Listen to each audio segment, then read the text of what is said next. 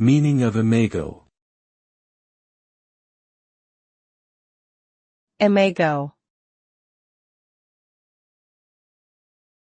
Imago.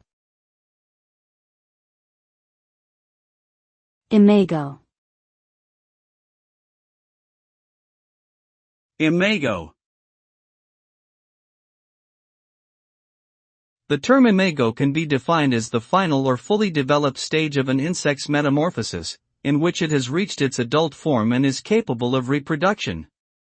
This stage is often characterized by distinct physical characteristics, such as wings or brightly colored scales, which differentiate it from earlier stages.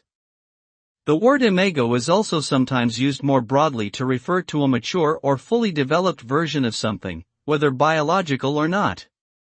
In this sense, it implies a sense of completeness or finality, suggesting that the subject has reached its ultimate form or manifestation.